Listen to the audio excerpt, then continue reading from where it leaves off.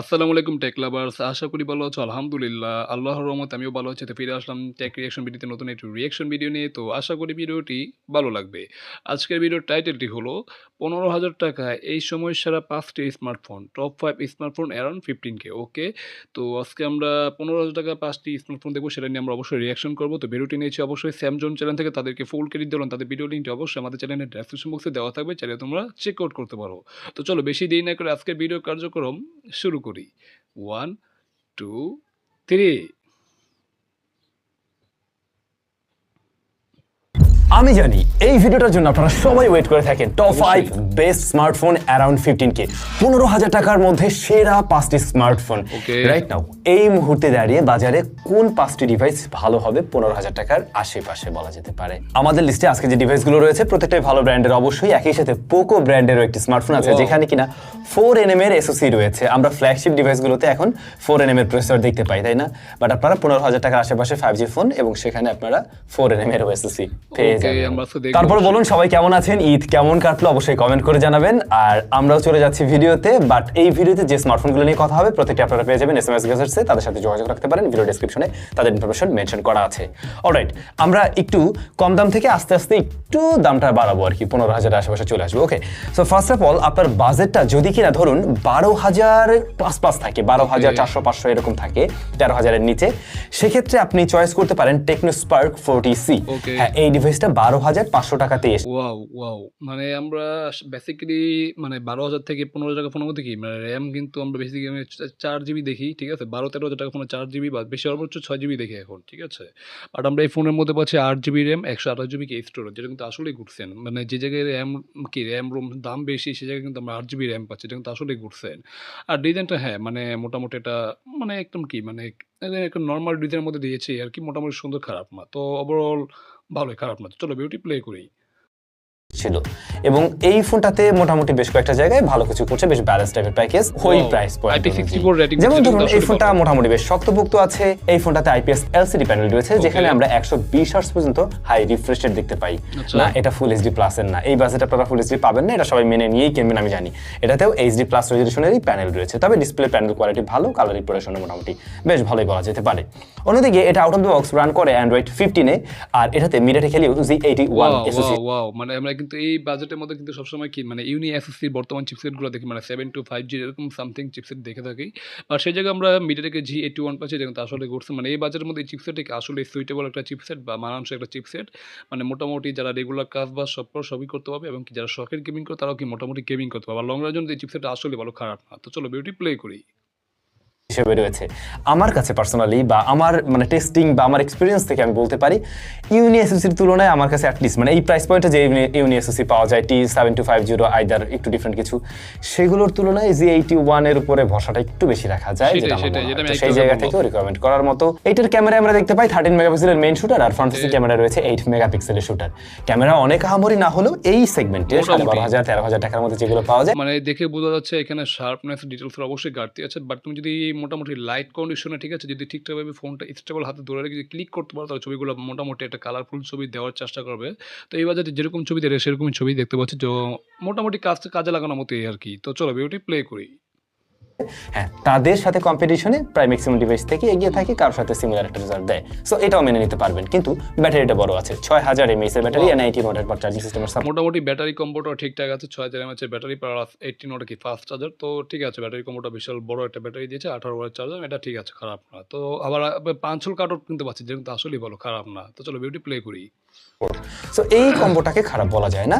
আপনারা যদি বড় ব্যাটারি ব্যাকআপ চান, মানে বেশি ব্যাটারি ব্যাকআপ চান, সেক্ষেত্রে এই ফোনটা একটা আদর্শ ফোন হতে পারে। ওকে। সো এটাকে আপনারা দেখতে পারেন নিশ্চয়ই যদি 12,500 টাকার আশেপাশে বাজেট হয়ে থাকে। তবে টেকনোর আর একটা ফোন চলে আসছে এখন, টেকনো স্পার্ক Go 3, ওটাও দেখতে পারেন। বাট পার্সোনালি আমার কাছে এইটা বেশি বেটার মনে হয়েছে। আচ্ছা, এরপরে আমরা ইনফিনিক্সের একটা ডিভাইস দেখতে পারি যার দাম রয়েছে 13,000 টাকা, তার মানে 500 টাকা আপনার কিন্তু বাড়াতে হচ্ছে। এই ফোনটার মডেল হচ্ছে স্মার্ট 20। ইনফিনিক্স স্মার্ট 20, আচ্ছা, মানে এটার দাম হলো তোমার 13,000 টাকা। বাট এটার ডিজাইনটা দেখো, ওইটার তুলনায় এটা ডিজাইনটা বেশি সুন্দর মনে হচ্ছে, ঠিক আছে? এটা ডিজাইনটা আসলে ইমপ্রেসিভ মনে হচ্ছে। এটা যে একটা 13,000 টাকা ফোন দেখে কিন্তু মনে হচ্ছে না, এটা মনে হচ্ছে একটা 30,000 টাকা বা 25,000 টাকা ফোনের যেরকম ডিজাইন কোয়ালিটি, এটা কিন্তু সেরকমই মনে হচ্ছে, যেটা কিন্তু আসলে গুড সেন। তো ডিজাইনের দিক থেকে এটা অবশ্যই অনেকটা এগিয়ে আছে। তো চলো ভিডিওটি আবার প্লে করি। স্মার্ট 20-র স্মার্ট জায়গাটা হচ্ছে 5 হোল কাটআউট রয়েছে। Okay. এখন 14 হাজার টাকায় এই 5 হোল কাটআউট এটাও একটা স্পেশাল জায়গা দখল করছে, এরকম একটা বিষয় হয়ে দাঁড়িয়েছে আর কি। IPS LCD panel, 120 hertz high refresh rate and of course এটাও HD এইচডি প্লাস plus, রেজোলিউশনের okay. 700 নিটসের মতো ব্রাইটনেস রয়েছে, তবে এই HBM ব্রাইটনেসটা brightness, oh. HBM। এই ফোনটা out of the box Android 16 run করে এন্ড মিডিয়াটেক হেলিও G81 রয়েছে। ওকে, G81 আলটিমেট আর G81 অলমোস্ট সিমিলার, মানে হালকা 19 আর 20 তফাৎ, মানে আলটিমেট একটা জাস্ট নাম দিয়ে এরকম একটা অবস্থা, বাট এই চিপসেটটা মানে ভালোই খারাপ না, মানে যে বাজেটে আসছে এটা মোটামুটি একটা ভালো চিপসেট, লং রানের জন্য বেশ ভালো, মানে সুইটেবল একটা চিপসেট, ঠিক আছে। আর ডিসপ্লেটা বেশ সুন্দর, ন্যানো চিন বেজেলটা মনে হচ্ছে মানে নিচের লোয়ার বেজেলটা একটু মোটা, বাট অনেকটাই ন্যানো মনে হচ্ছে, যেটা কিন্তু আসল বড়। ডিসপ্লেটা দেখতে খুবই সুন্দর আছে আর কি। তো চলো বিউটি প্লে করি। এখানেও তো এটাকেও পারফরমেন্স ওয়াইজ খারাপ বলা যায় না আগেরটার সাথে যদি আমরা কম্পেয়ার করি। দাম একটু বেড়েছে, স্টিল ওকে। আর ওরা বলছে এটাকে আবার G81 আলটিমেট, হালকা একটু টুইকটেড আইদার নিজেরা নাম দিয়ে নিছে, দ্যাটস ইট। তবে ক্যামেরাতে একটু কমতি আছে, এটার মেইন ক্যামেরাটাও 8, ফ্রন্ট ক্যামেরাটাও 8, অ্যাট অনেক কম। লিস্ট ব্যাক ক্যামেরাটা আরেকটু বড় দিতে ভাই।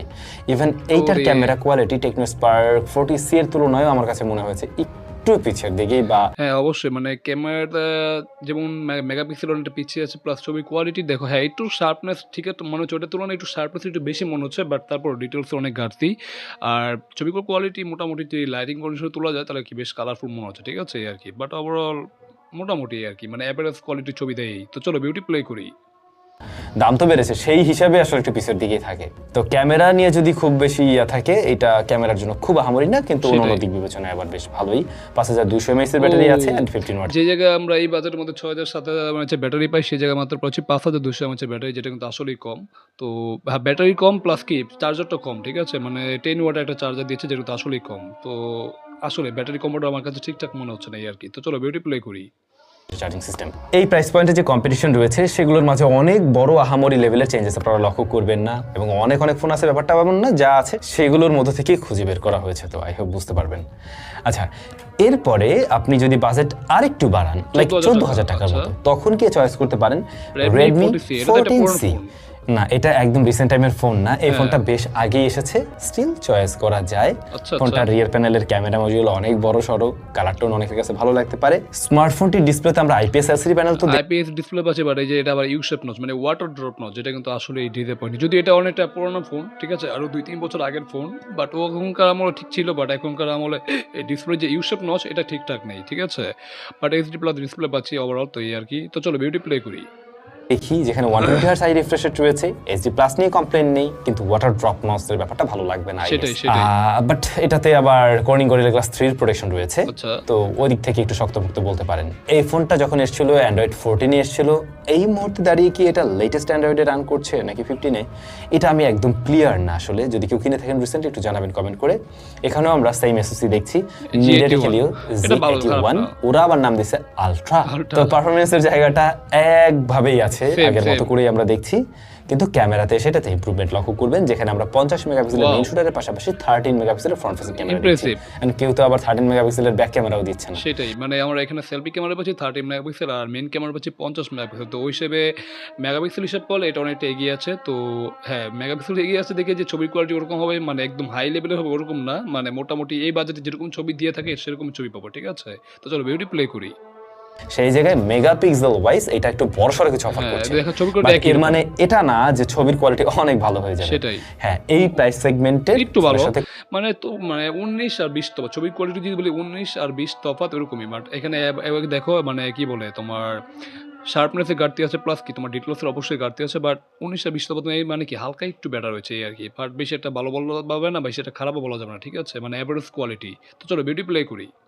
কম্পেয়ার করতে গেলে আবারও বলবো তুলনামূলকভাবে বেটার আউটপুট দিচ্ছে ক্যামেরা, এবং মোটামুটি একটা অ্যাভারেজ পারফরমেন্সের জন্য হলে আপনি দেখতে পারেন। অবশ্যই। 5160 mAh এর ব্যাটারি ব্যাটারিও কম। এন্ড 18 ওয়াটের চার্জিং সিস্টেম Okay। সাপোর্ট দিচ্ছে এই ডিভাইসটা। মোটামুটি কম। Redmi 14C। এবারে এসো, আমার বাজেট কিন্তু বাড়েনি, বাজেট 14,000-ই আছে, কিন্তু ব্যাটারি বড় লাগবে, অন্য ইউআই লাগবে, আচ্ছা, সেক্ষেত্রে আচ্ছা। আপনি চয়েস করতে পারেন Realme Realme, C71। Realme C71 military standard 810S এর সার্টিফিকেশন বোধহয় আছে ওটাতে, তো মোটামুটি শক্তপোক্ত একটা ডিভাইস। অন্যদিকে আমরা দেখতে পাই এটাতে আইপিএস এলসিডি প্যানেল রয়েছে, 120 হার্টজ হাই রিফ্রেশ রেট থাকছে, Okay। এবং এটাও এইচডি প্লাস রেজোলিউশনের। ডিসপ্লেতে ইমপ্রুভমেন্টের জায়গা আপনি তেমন একটা দেখবেন না। আর এই ডিভাইসটা আবার রান করছে অ্যান্ড্রয়েড 15 এ। অন্যদিকে ইউনি এসওসি T7250 যেটা রয়েছে। আমার কাছে তো ভালো ছিল এইটা না। আমি মানে ওই আগের গুলোর সাথে যদি কম্পেয়ার করে বলি, এসওসি ওয়াইজ একটু পিছিয়ে পড়ে, তবে ওদের অবশ্যই, ইউআই অবশ্যই। আবার যথেষ্ট ভালো, মোটামুটি একটা স্মুথ রেজাল্ট দেয়। কিন্তু ব্যাটারিটা বড় সড়ো আছে, 6300 mAh এর ব্যাটারি অ্যান্ড আচ্ছা। আপনারা 45 ওয়াটের চার্জিং সিস্টেম। সিরিয়াসলি ভাই, মানে এই বাজেটের মধ্যে আমরা 45 ওয়াটে কি একটা ফাস্ট চার্জার পাচ্ছি, তার সাথে ব্যাটারিটা বড়, তো এটা কিন্তু আসলেই ঘুরছে। মানে এর ব্যাটারি কম্বোটা সবগুলো ফোন থেকে কি এগিয়ে থাকবে, বাট এর যে চিপসেটটা, তো পারফরমেন্স ওয়াইজ বা চিপসেট ওয়াইজ কি ওটা অনেকটা পিছিয়ে আছে, বাট ব্যাটারি কম্বোটা আসলে বেশ ভালো এবং কি অনেক বড়। 45 ওয়াটে কিন্তু আমরা চার্জার পাচ্ছি, এটা কিন্তু আসলেই ঘুরছেন। তো চলো ভিডিওটি প্লে করি। এর বক্সে পেয়ে যাবেন। যাদের এরকম প্রাইস সেগমেন্ট থেকে ব্যাটারিটা একটু বড় সড়ো লাগবে এবং চার্জারও বড় লাগবে, অনেকেই আসলে মানে লং টাইম ব্যবহার করতে চান, বাট ফোন মোটামুটি রেগুলার কাজবাজ করতে পারলেই হয়, সেক্ষেত্রে এই স্মার্টফোনটাকে দিকে আপনারা নজর রাখতে পারেন। ওকে। বাট ফাইনালি আপনার বাজেট যদি একটু বেড়ে যায়, সেটা 15,000 প্লাস, 790 লাইক টাকা, এই আচ্ছা। মুহূর্তে আমি দেখলাম 15,790 টাকায় পাওয়া যাচ্ছে Poco, পোকো ও, M7 আচ্ছা, আচ্ছা, 5G। আচ্ছা। বলছিলাম পোকোর একটা ডিভাইস রয়েছে, পোকো M7 5G। অফকোর্স এটা অফিসিয়াল ডিভাইস না, আনঅফিসিয়াল গ্রে মার্কেটের ফোন।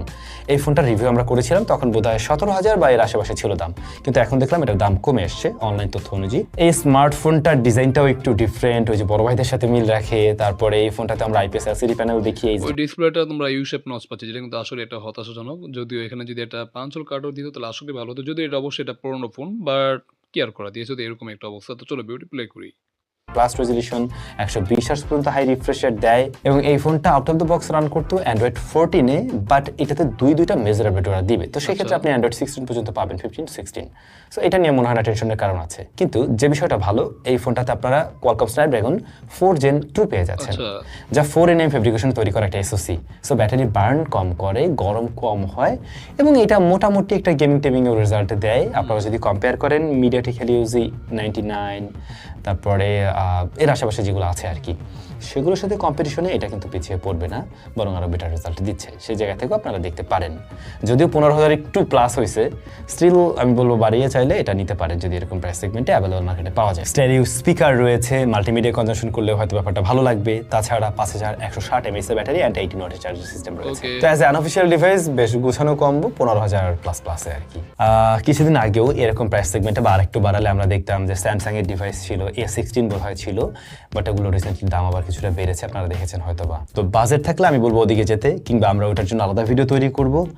আর যদি মনে করেন এই ভিডিওতে আরেকটা টিপস দিয়ে দেয় একটু এক্সট্রা, সেক্ষেত্রে বলতে পারি আপনাদের বাজেট যদি বেশি থাকে, 5G ফোনে নেওয়ার ইচ্ছা থাকে, টেকনো স্পার্ক 40-র একটা 5G ফোন আছে, আচ্ছা, আচ্ছা। আপনি চাইলে ওই ডিভাইসটা দেখতে পারেন। স্পার্ক 40 5G 17,000 টাকায় পাওয়া যায়।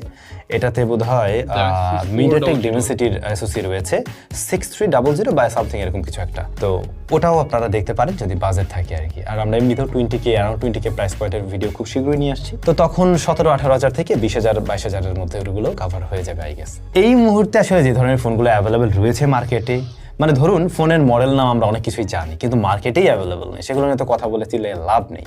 যেগুলো মার্কেটে গেলে পাবেন বা ওরকম, বা এগুলোর মধ্যে থেকে একটু বেটার কিছু ভ্যালু অফার করছে, সেগুলো নিয়েই কথা বললাম আজকের ভিডিওতে। ভিডিওটি কেমন লাগলো কমেন্ট করে জানাবেন। সবাই ভালো থাকবেন, দেখা হচ্ছে স্যামসাংয়ের নতুন কোনো ভিডিওতে।